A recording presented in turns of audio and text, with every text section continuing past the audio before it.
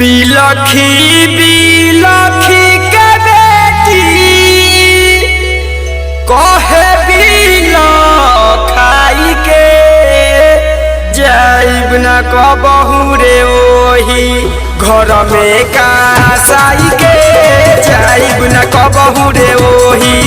घर में कासाई के जाइब न कबहू रे ओही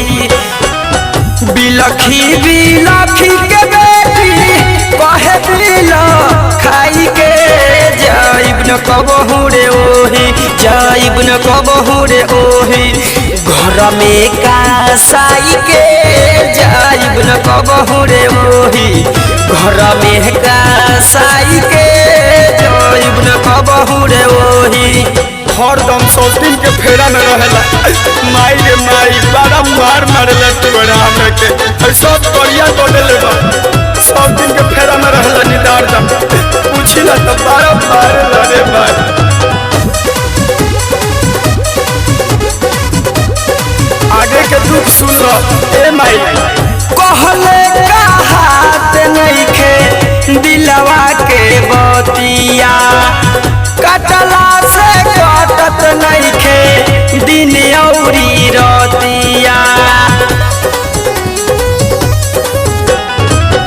कहले कहात नइखे दिलवा के बतिया कटला से कटत नइखे दिन औरी रतिया कबहू ना निकले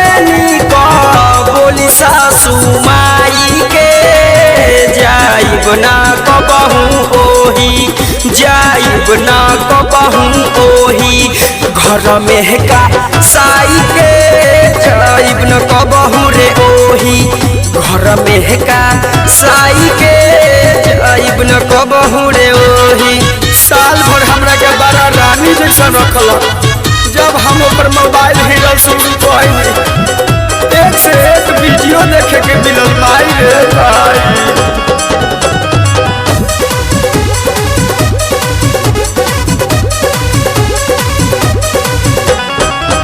कथी देख के पापा हवा सदिया रचैनी भगिया में अगिया हमारा रौरे लगैनी कथी देख के पापा हवा सदिया रचैनी भगिया में अगिया हमारा रौरे लगैनी रौरा के कराई दिहला के अगुआ भाषाई के जाइब ना कबहू ओही जाइब ना कबहू ओही घर में कासाई के जाइब न कबहू रे ओही घर में कासाई के जाइब न कबहू रे ओही ए संजय चाचा रौरा सूरतपुर में रहा मिठू चाचा छोटा तेलपा में रौरा बानी ससुरा हमार पिया करबा आ सोहिया ससुर बाजबा हम कहाँ जाई माई रे माई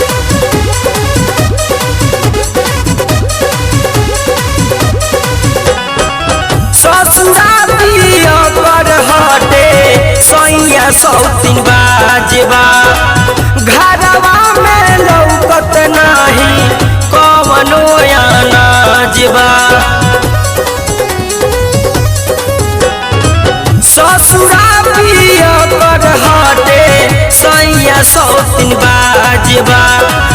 घरवा में लौकत नाही कवनो अनाजबा पवती न रही उहवा देहिया सुखाई के पवती न रही उहवा देहिया सुखाई के जाइब ना कबहू ओही घर में कासाई के जाइब ना कबहू ओही घर में कासाई